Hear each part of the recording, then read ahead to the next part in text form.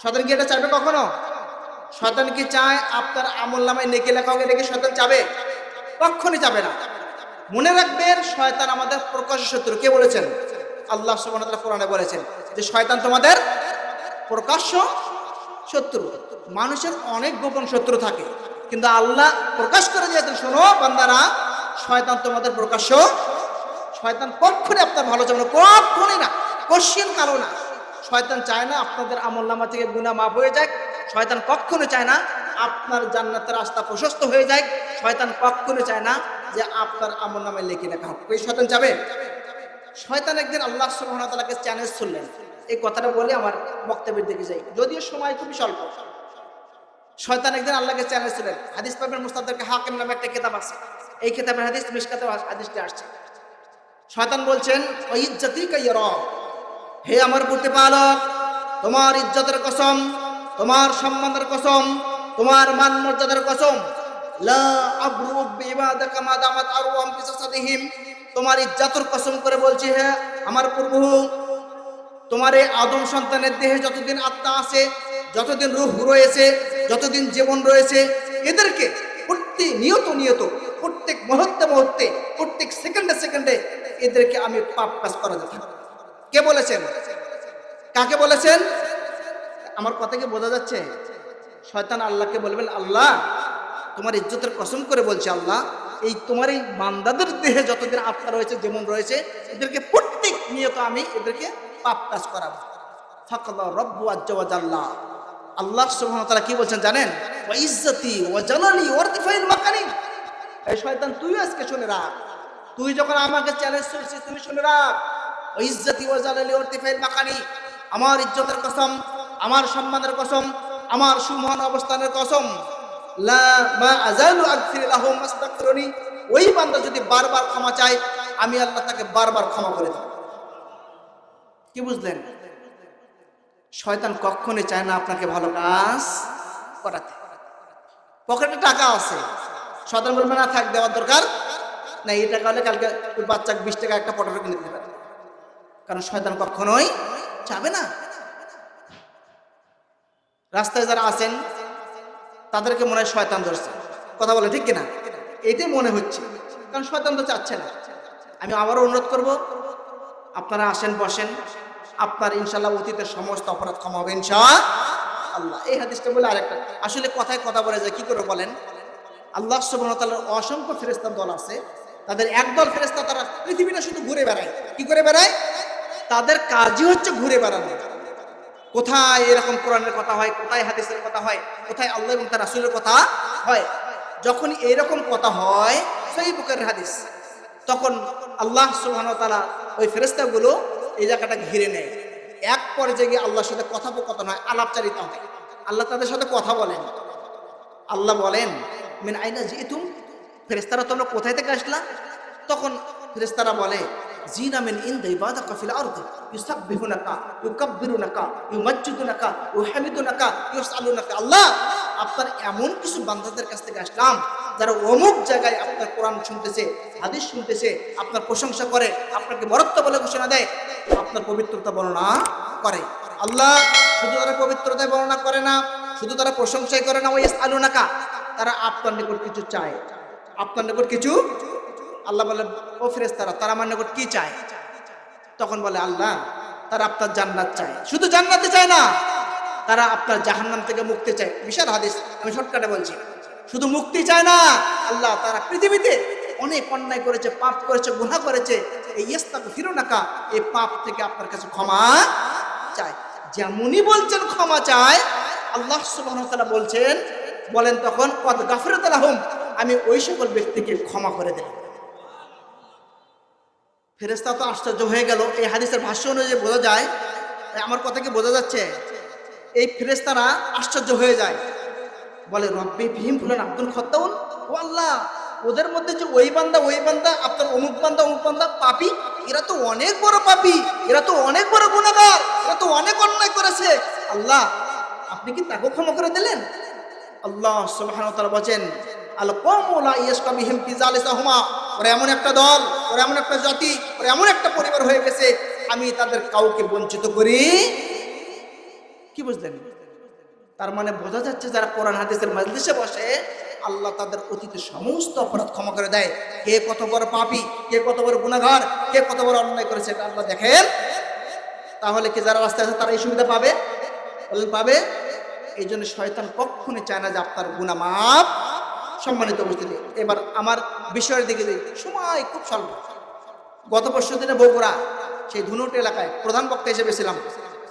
তো আজকে গতকাল শুধু রেস্টে ছিলাম, আবার আগামীকাল সাদুল্লাপুরে, তারপর দিন আছে রামনগরে, তারপর দিন আছে কাছারিতে। 23-24 তারিখ পর্যন্ত ইনশাল্লাহ মোটামুটি এর মধ্যে আর গ্যাপ নেই, শুধু একটা ডেট ফাঁকা আছে। তো আলহামদুলিল্লাহ আপনারা দোয়া করবেন আল্লাহ সুবহানাহু ওয়া তাআলা যেন ইসলামের দিনের একনিষ্ঠতা হিসেবে আল্লাহ কবুল করে, সকল বলি আল্লাহুম্মা আমিন। সম্মানিত শুধু আল্লাহ সুবহানাহু ওয়া তাআলা বলছেন সূরা আল কাহফ, ইন্নাল্লাযীনা আমানু ওয়া আমিলুস সালিহাতি কানাত লাহুম জান্নাতুল ফিরদাউসি নুজুলা। আল্লাহ বলছে নিশ্চয়ই যারা ঈমান আনে, সৎ কাজ করে, তাদের জন্য রয়েছে জান্নাতুল ফিরদাউসে আপ্যায়নের ব্যবস্থা। সুবহানাল্লাহ। কয়টা কাজ? দুইটা কাজ। এক, যারা ঈমান আনে। দুই, যারা সৎ কাজ করে। এই দুইটা কাজ করলে আল্লাহ বলছেন আমি তাকে কোথায় রাখবো? জান্নাতুল ফিরদাউসের মেহমানদারি করব।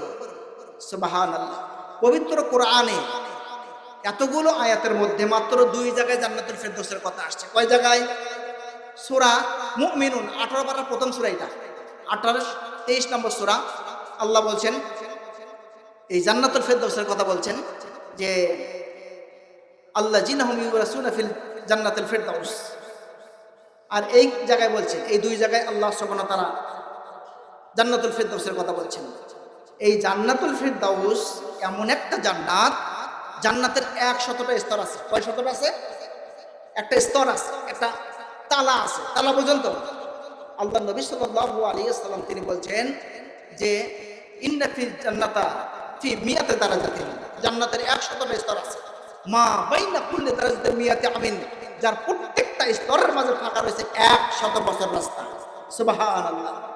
আমরা যে সাধারণ বাড়িগুলো বানাই, এই বাড়িগুলো বলেন তো মেঝে থেকে ছাদ কত দূর? কয় ফিট? 10 fit, 12 fit, 13 fit. কথা বলেন ঠিক কিনা? জান্নাতের ফার্স্ট ফ্লোর থেকে সেকেন্ড ফ্লোরে যে ছাদ, এইটা হবে 100 বছর রাস্তা। সুবহানাল্লাহ।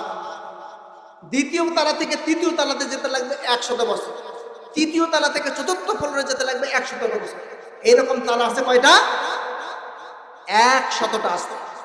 সবার উপরে যে তালাটা তার নাম জান্নাতুল ফিরদাউস। জান্নাত চাইলে কোনটা চাইবেন? আল্লাহ নবী সাল্লাল্লাহু আলাইহি ওয়াসাল্লাম আমাদেরকে শিক্ষা দিয়েছেন, ও আমার উম্মতেরা তোমরা শোনো, ইজা সাআলতুমুল্লাহু ফাসআলুল ফিরদাউস, যখন তোমরা জান্নাত চাইবা তখন জান্নাতুল ফিরদাউস কোনটা চাইবেন? আমরা ছেলে মেয়েদেরকে বিবাহ করাই না, ছেলে পুলিশের চাকরি করে, যদি পুলিশ চাকরি করে তো বিয়ের কথাবার্তা হয় যে কিছু লেনদেন করবেন না, কি চায়? 15 লক্ষ টাকা লাগবে, একটা গাড়ি লাগবে, ভালো গাড়ি, 5 ভরি স্বর্ণ লাগবে। কিন্তু ছেলের বাবার কিন্তু একটা টার্গেট আছে, যদি 15 লক্ষ টাকার জায়গায় যদি 10 লক্ষ দেয়, যদি পালসার গাড়ির বদলে যদি একটা সিটি 100 দেয়, 4 ভরি স্বর্ণের বদলে 2 ভরিও দেয়, তবুও বিবাহ করাবো। কিন্তু চাইতে তো ঠকা যাবে না। তো আল্লাহর নবী বলছেন, ও আমার উম্মতেরা যখন তোমরা জান্নাত চাইবা, জান্নাতুল কি চাও? ফিরদাউস চাইতে হবে। চান চান চাইতে হবে। আল্লাহুম্মা ইন্নী আসআলুকাল জান্নাতুল, আল্লাহুম্মা ইন্নী আসআলুকাল জান্নাতুল। কয়বার চাইবেন? সকাল সন্ধ্যায় দিনে 3 বার কিংবা 7 বার চাইবেন। কোন ব্যক্তি যদি মান সালাল জান্নাতা সালাসা মাররাতান, যদি 3 বার জান্নাত চায়, আল্লাহুম্মা ইন্নী আসআলুকাল জান্নাতুল ফিরদাউস, আল্লাহুম্মা ইন্নী আসআলুকাল জান্নাতুল ফিরদাউস, আল্লাহুম্মা ইন্নী আসআলুকাল জান্নাতুল ফিরদাউস ওয়ালাতিল জান্নাহ, স্বয়ং জান্নাত আল্লাহর কাছে দোয়া করো রব্বুল আলামিন, যে ব্যক্তি আমাকে চাইলো, যে ব্যক্তি আমার ভিতর প্রবেশ করতে চাইলো, ও দেখিলহুল জান্নাহ, তাকে আমার ভিতর আপনি প্রবেশ করিয়ে দেন। কে দোয়া করবে ভাই? বুঝেন নি? কে দোয়া করবে? জান্নাত আপনার জন্য দোয়া করবে যে আল্লাহ, যে ব্যক্তি আমার কাছে ঢুকতে চাইলো, আমার ভিতর প্রবেশ করতে চাইলো, আল্লাহ তাকে আপনি আমার ভিতর প্রবেশ করিয়ে দাও।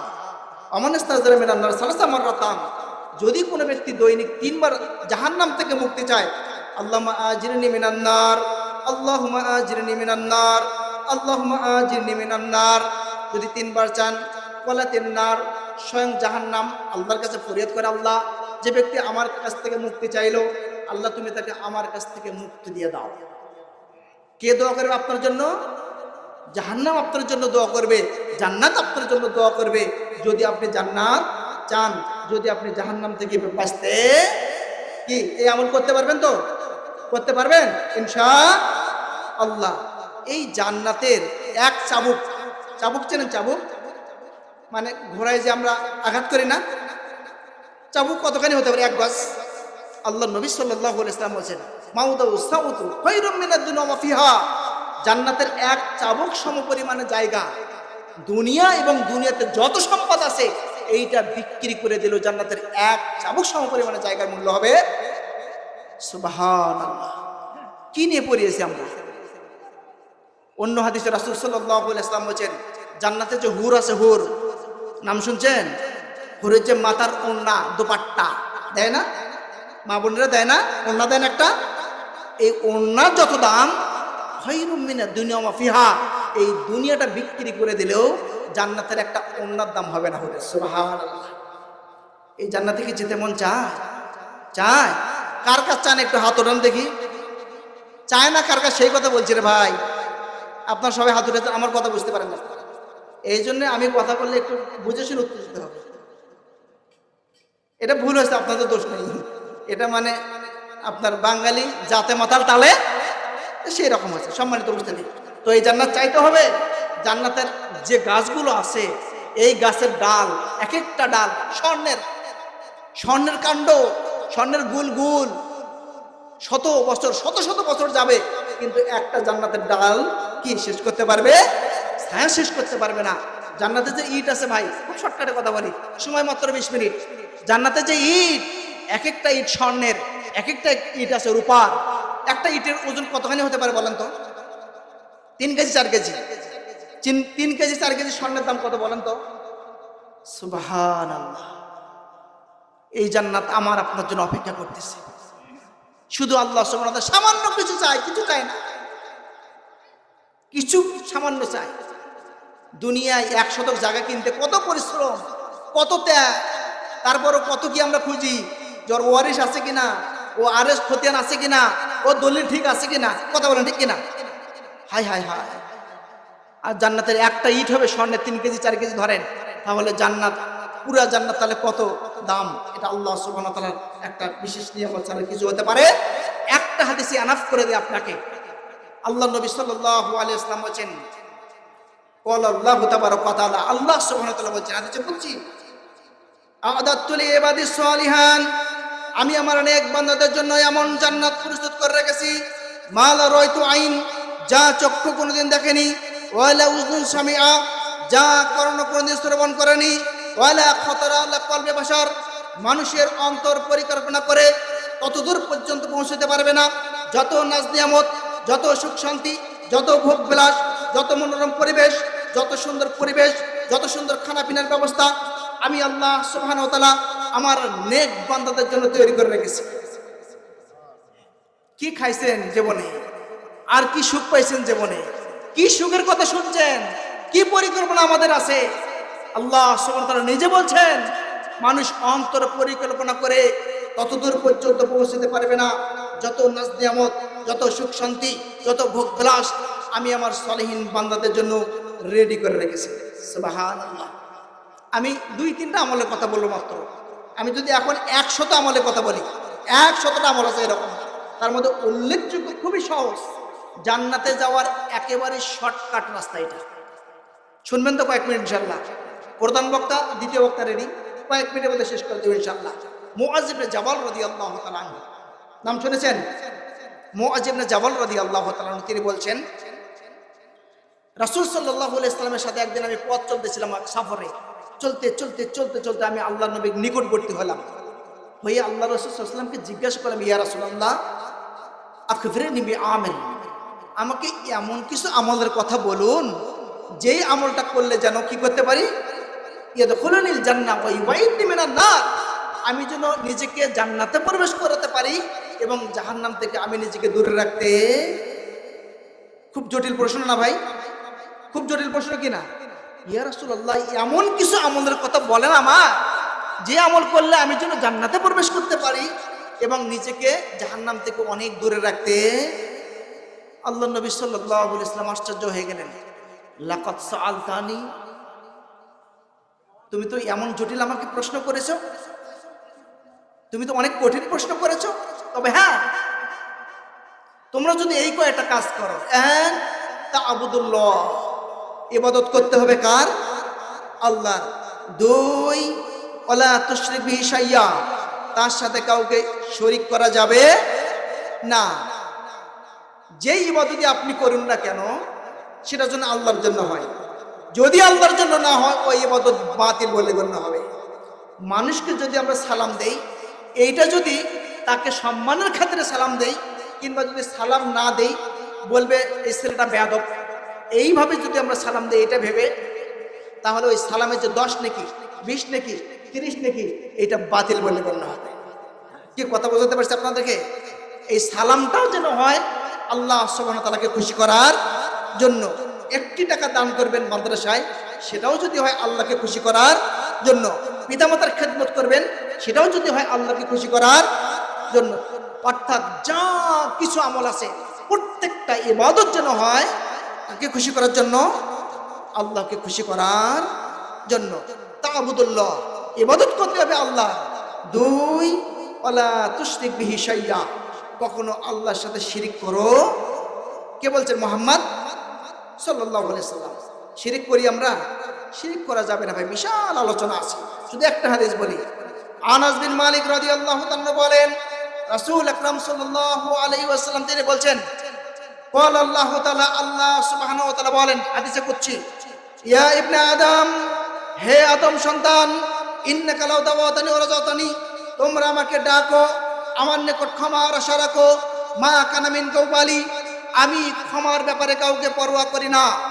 আল্লাহ দ্বিতীয়বার আবার ডাক দিয়ে বলছেন, ইয়া ইবনে আদম, হে আদম সন্তান, লাউ বালাগাত যুনুবুকা আনানাস সামাই, তোমরা পাপ করতে করতে করতে করতে একেবারে আসমান পর্যন্ত পৌঁছিয়েছো। এমন পাপ করেছো যে তোমাদের পাপের পরিধি আসমান পর্যন্ত পৌঁছিয়েছে। এত বড় যদি পাপ করো, এতগুলো যদি পাপ করো, সুম্মা আস্তাগফিরতানি, আমার নিকট ক্ষমা চাও, গফিরতু লাকা, আমি তোমাদের আসমান পর্যন্ত পাপ ক্ষমা করে দেব। মা কানা ফিকা উবালি, আমি ক্ষমার ব্যাপারে কাউকে পরোয়া করি না।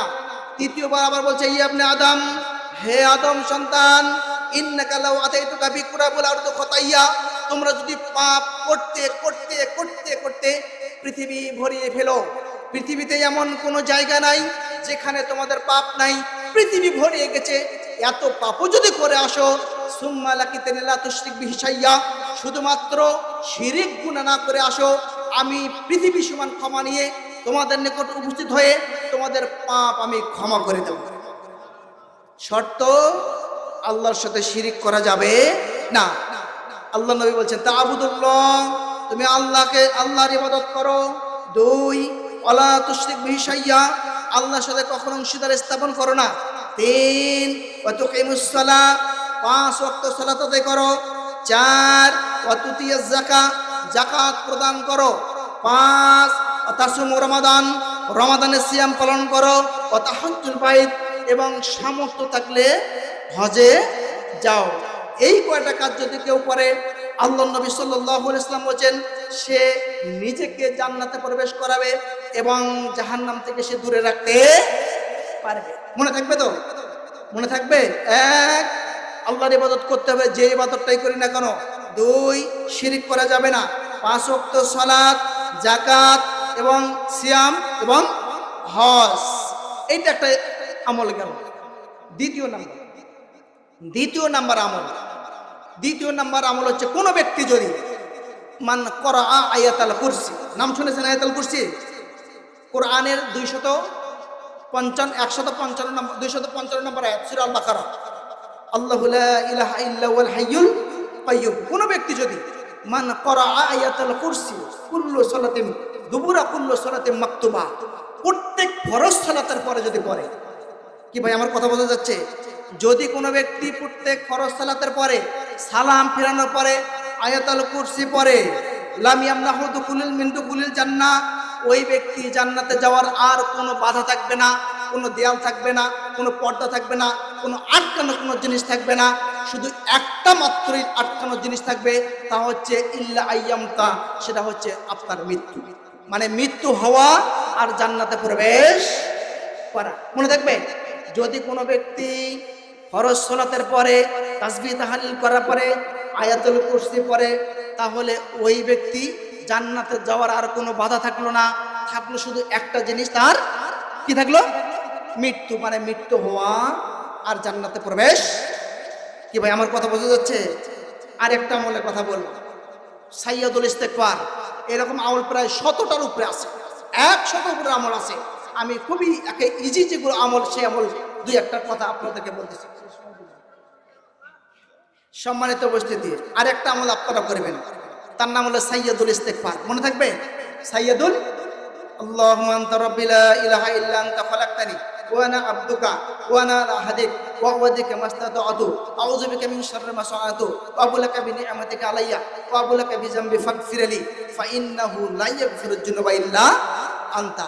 আল্লাহর নবী সাল্লাল্লাহু আলাইহি ওয়াসাল্লাম বলেন, যদি কোনো ব্যক্তি মান কলাহা মিন নাহারে, যদি কোনো ব্যক্তি দিনের বেলা একবার পাঠ করে, দিনের বেলা পাঠ করে, ফামাতা মিন ইয়াউমিহি, ওই দিনের ভিতর মারা যায়, ক্বাবলা আইয়ামসি, অর্থাৎ সন্ধ্যা হওয়ার আগ পর্যন্ত মারা যায়, তাহলে ফাহুয়া মিন আহলিল জান্নাহ, ওই ব্যক্তি জান্নাতীদের অন্তর্ভুক্ত হবে। কোন ব্যক্তি যদি আমান কলাহা মিন লাইলি মুকিনান বিহা, কোন ব্যক্তি যদি রাতে যদি পড়ে, ফামাতা, এবং মারা যায়, ক্বাবলা আইয়ুসবিহ, সুবহ সাদিক হওয়ার পূর্বে, সকাল হওয়ার পূর্বে যদি মারা যায়, ফাহুয়া মিন আহলিল জান্নাহ, ওই ব্যক্তি জান্নাতীদের অন্তর্ভুক্ত। কি আমার কথা বোঝেন নাই? কোন ব্যক্তি যদি সাইয়্যিদুল ইস্তিগফার দিনে একবার পড়ে, সন্ধ্যা হওয়ার আগে যদি মারা যায়, ওই ব্যক্তি জান্নাতীদের অন্তর্ভুক্ত। কেউ যদি রাতে বলে সন্ধ্যার পরে এবং সকাল হওয়ার পূর্বে যদি মারা যায়, সে জান্নাতীদের অন্তর্ভুক্ত। অল্প করে শুনতে হবে, বেশি করে মানতে হবে। আজকে 3টা আমলের কথা বললাম।